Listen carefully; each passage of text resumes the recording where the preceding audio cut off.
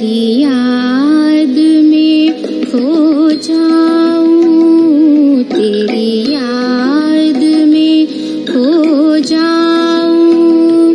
ओ मेरे शिव बाबा, श्रीमत पर तेरी चलते रहे मेरे मीठे मीठे बाबा, मीठे मीठे बाबा।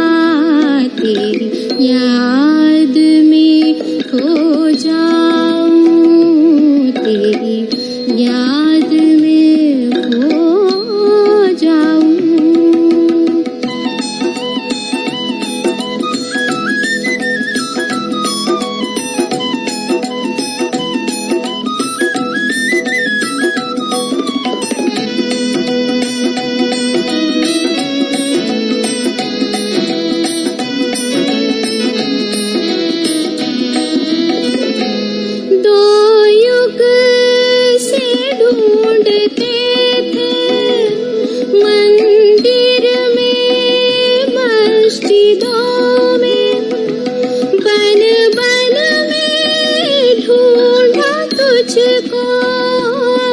पर्वत पर कंदरों में पावन बनाने आए, पूरा किया है वादा।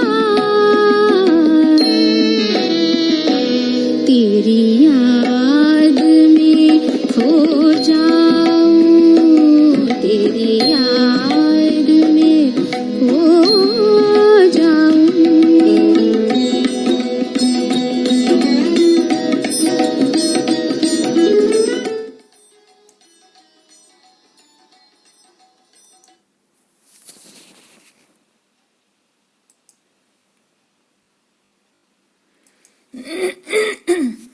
ओम शांति। आज 1 फरवरी 2021 की साकार महावाक्य सुनते हैं। निराकार शिव बाबा कहते, मीठे बच्चे, गरीब निवाज बाबा तुम्हें कौड़ी से हीरे जैसा बनाने आए हैं, तो तुम सदा उनकी श्रीमत पर चलो। प्रश्न, पहले पहले तुम्हें सभी को कौन सा एक गुह्य राज समझाना चाहिए? उत्तर में कहा बाबा ने, बाप दादा का। तुम जानते हो, यहाँ हम बाप दादा के पास आए हैं। ये दोनों इकट्ठे हैं।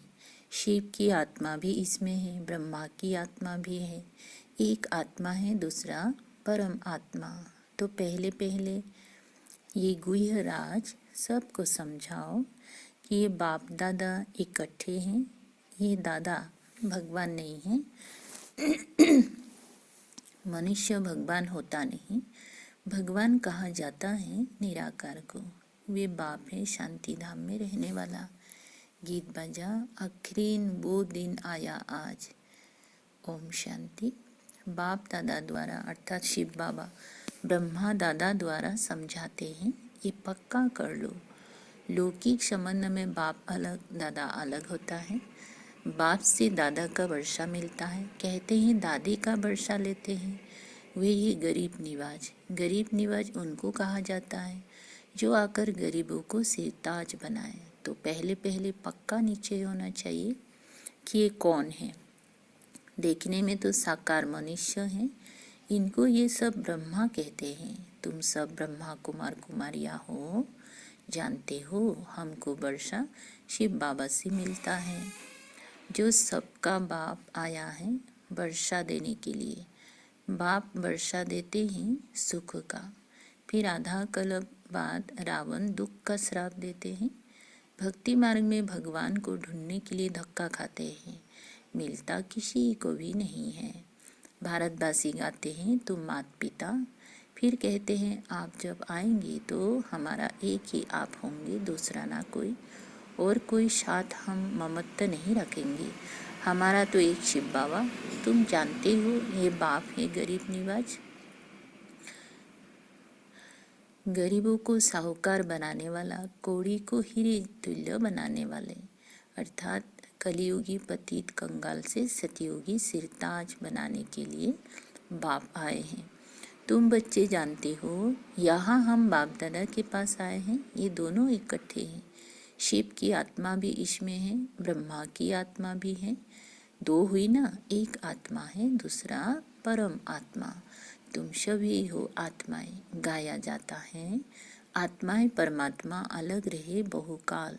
पहले नंबर में मिलने वाले हो तुम आत्माएं, अर्थात जो आत्माएं हैं वो परमात्मा बाप से मिलती हैं, जिसके लिए ही पुकारते हैं, ओ गॉड फादर। तुम उनके बच्चे ठहरे। फादर से जरूर वर्षा मिलता है। बाप कहते भारत जो सिरताज था वो अभी कितना कंगाल बना है। अभी मैं फिर तुम बच्चों को सिरताज बनाने आया हूँ। तुम डबल सिरताज बनते हो। एक ताज होता है पवित्रता का, उसमें लाइट देते हो। दूसरा है रतन जड़ित ताज। तो पहले पहले ये गुह्य राज सबको समझाना है कि ये बाप दादा इकट्ठे हैं, ये भगवान नहीं है। मनुष्य भगवान होता नहीं, भगवान कहा जाता है निराकार को। वो बाप है शांति धाम में रहने वाला, जहाँ तुम सभी आत्माएं रहती हो, जिसको निर्वाण धाम अथवा वानप्रस्थ कहा जाता है।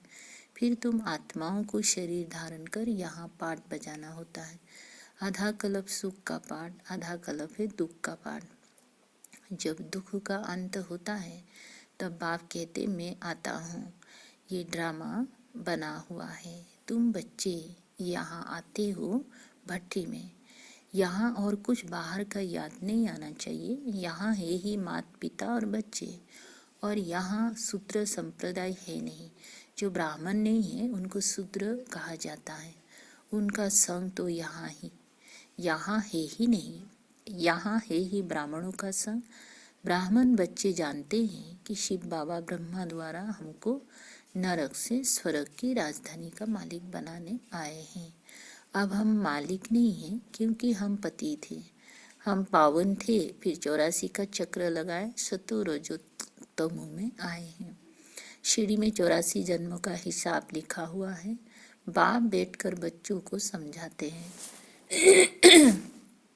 जिन बच्चों से पहले पहले मिलते हैं फिर उन्हों को ही पहले पहले सतयुग में आना है।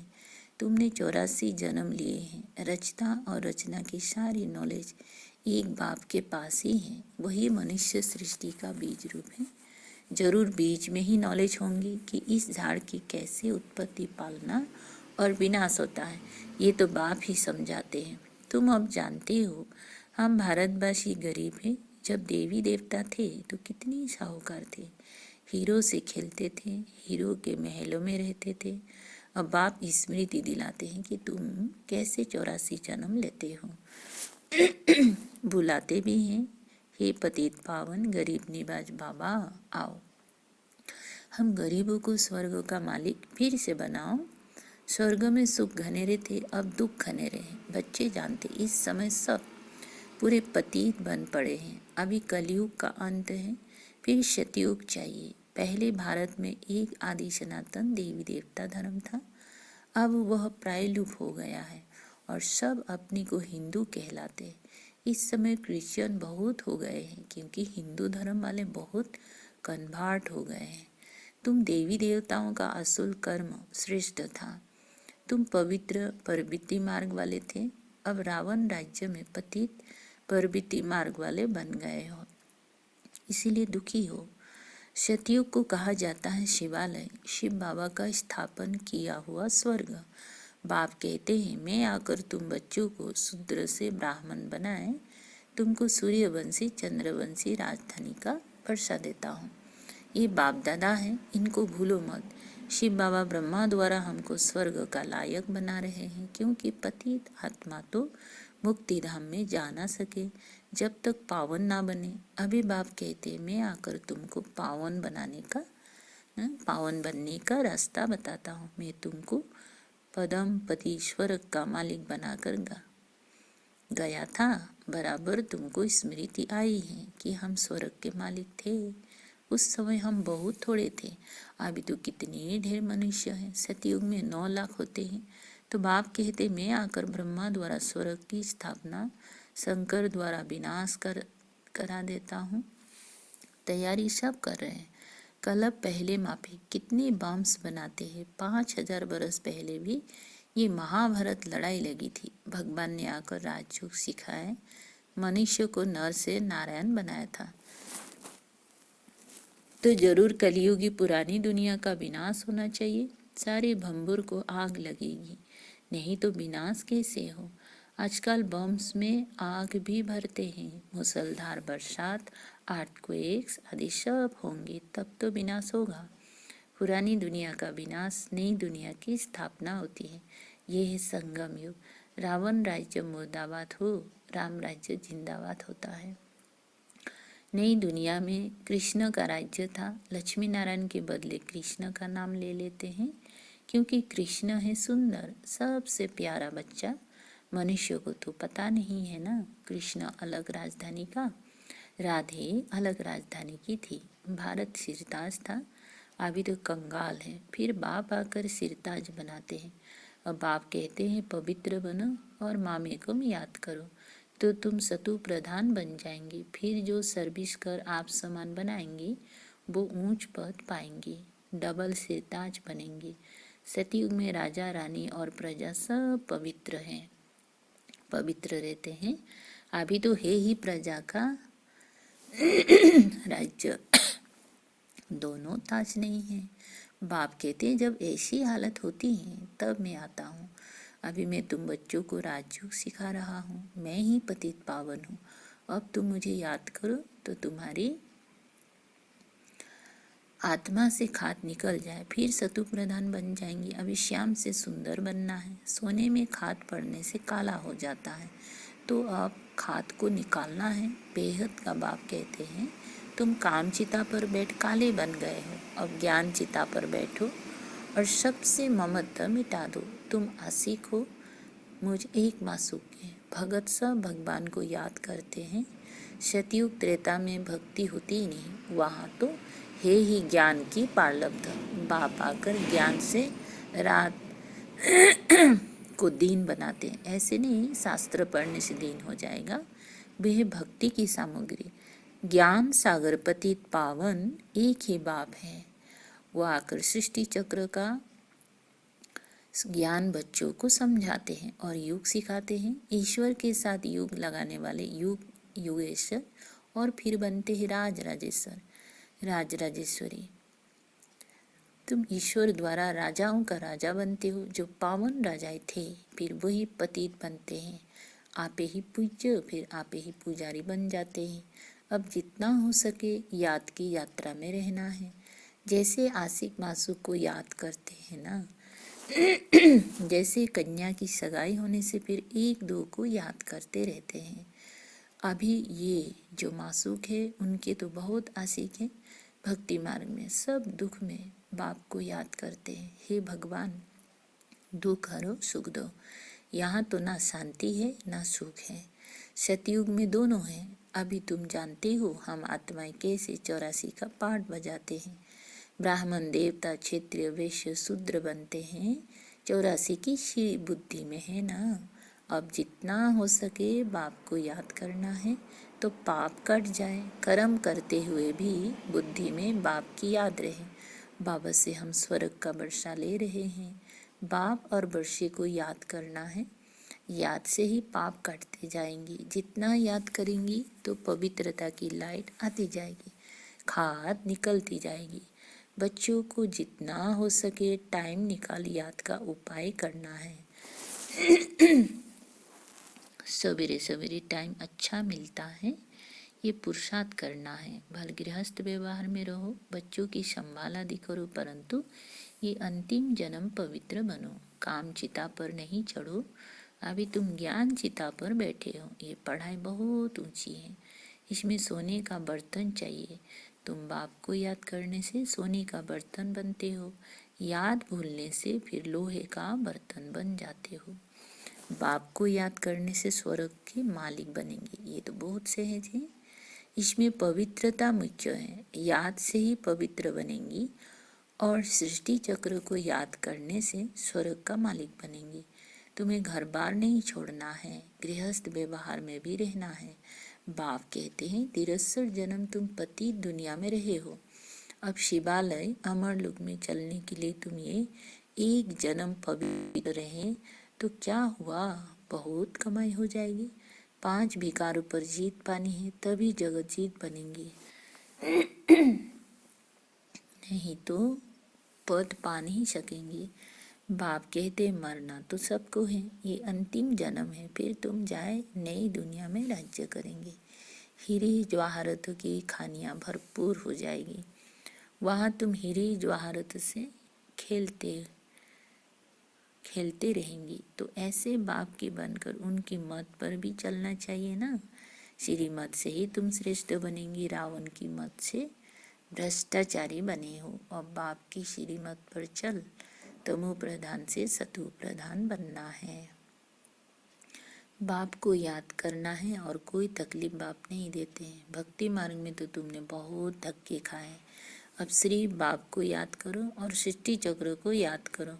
सुदर्शन चक्रधारी बनो तो तुम 21 जन्मों के लिए चक्रवर्ती राजा बन जाएंगे। अनेक बार तुमने राज्य लिया है और गंवाया है।